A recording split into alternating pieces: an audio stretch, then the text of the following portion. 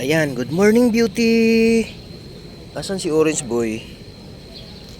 Yan si Beauty. Ang lakas ng ulan ka, madaling araw. Ayun, sus. Pusalamat siya kay dada niya. Sus naman, naglalambing naman yung GB Beauty natin na yan. Sus.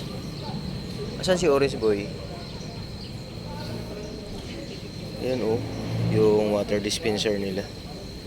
At Beauty, bumili na si Dada ng bili na kayo ng cat food.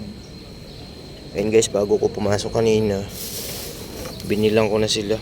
Ito po.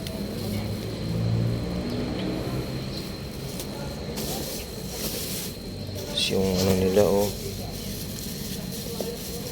grabe ang lakas ng ulan, basa to pero dito lang naman to sa bungad, ay sa ang loob niyan tuyo naman yan.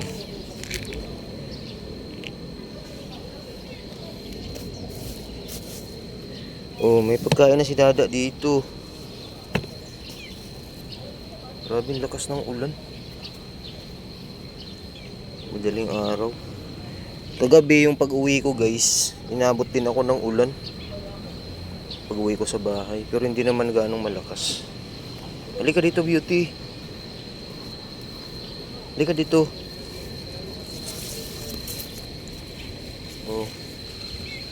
Wala si Orange Boy. Saga si Orange Boy. Yun nga guys, ang pasok ko kanina alas 9. So ang ginawa ko sa umaga, gising ng magsi 7, pinakain ko na sila naglinis ako ng mga pupo nila, ihi. Siyempre yung ihi din ng mga aso, mga lalaki kong aso. Ang dami. Kung saan saan. Kaya map. Yun ang gawain namin ni Mrs. sa umaga. Tapos yun nga, yung mga pupo nila sa mga aso. Yung mga pusa walang problema kasi may litter, naman sila, may litter sun. Sa aso lang talaga kasi nga sa flooring umiihi tapos pupo. Tapos si Jessie, ayun okay na yung pag-ipot-ipot niya, hindi na gaano nag-iipot. Tapos si Mami Cutie, nakakain na rin sila ng almusal, si Baby Jessie. Siyempre may vitamin si Baby Jessie, tsaka yung nag-antibiotic din siya. At si Mami Cutie ganun din, yung antibiotic niya inahalo namin sa pagkain niya. Tapos si Baby Dorayday natin, napakatakaw, ascorbic pa rin yung vitamins niya, yung orange. Tapos si puti, yung nanay niya ganun din. Din, nagpupo rin kanina. Pawis ako maglinis sa kanila tuwing umaga po yan. At yun nga, buti na lang si Mrs. pala nakabili ng cat food. Binilan sila ng cat food, organic. So organic, tsaka suikat, tsaka sa aso din meron na din. At yun nga, langanin din yung ko kanina. Kaya karag-karag talaga ako sa umaga kasi nga may pasok. Dumaan pa ako dun sa yung suki ko na binibilan ko ng cat food.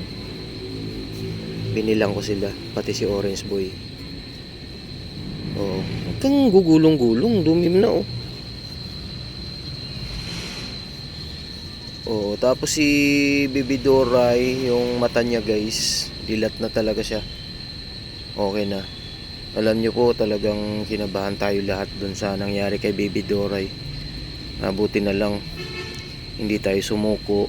At yun nga po, napa-check up natin.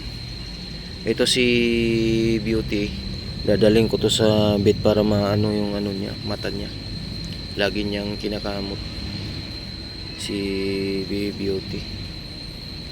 Then si Orange Boy, napansin nyo po yung binili ko na tawag nito, yung Listerine po, para sa kanya yun, sa gums niya. Hindi ko pa ma-apply guys, alam nyo, kasi ako lang mag-isa talaga. Ang hirap nahihirapan ako. Siguro hanap lang ako ng tiyempo na may maghawak. O kasi alam ko na yung diskarte kung paano linisan yung bibig niya. O may brush na, may toothbrush naman, yung toothbrush ni Kuya Dexter dati, na sanitize ko na yun. Then yun ang itutoothbrush sa gums niya. Then lalagyan ng pagkatapos ng toothbrush nun ng Listerine, lalagyan ko ng betadine. Ganun din ang gagawin. So kailangan lang talaga merong maghawak sa liig. At ako nang bahala dun sa bibig niya. Kaya alam ko naman kung paano diskarte. Tinuruan po ako ni Doc Joy sa DLS Vet na pinapunta natin. At yun nga. Bali si Mami Cutie, sa mga hindi pa alam, nakapuna po si Mami Cutie. Healing process na lang po siya sa bahay. So kailangan talaga na hindi siya magalaw-galaw.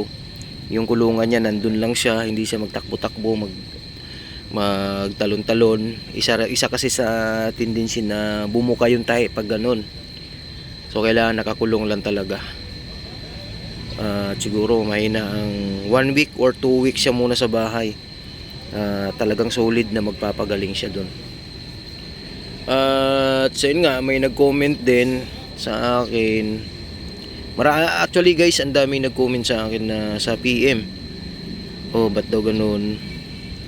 Yung mga pusa ko raw dito, ba't daw mga bulag, nabubulag daw ganun. Hindi ko na sila pinapansin guys.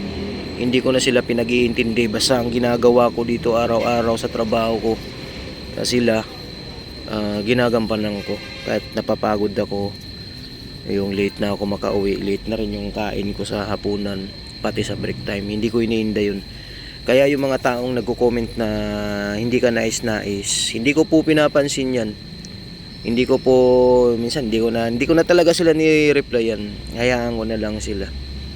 At least nakikita naman nila yung mga ginagawa ko dito.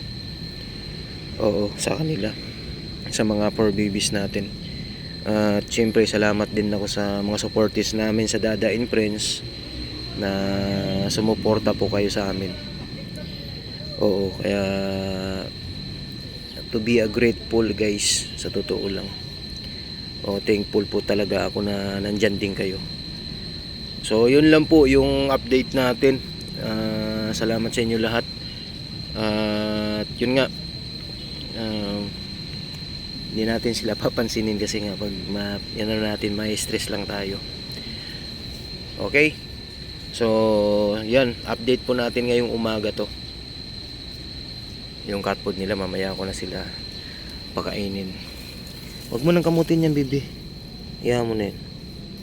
Si Orange Boy, nasaan na ba yun? So update na lang tayo mamaya guys, mga kadada and friends. Salamat po sa inyo.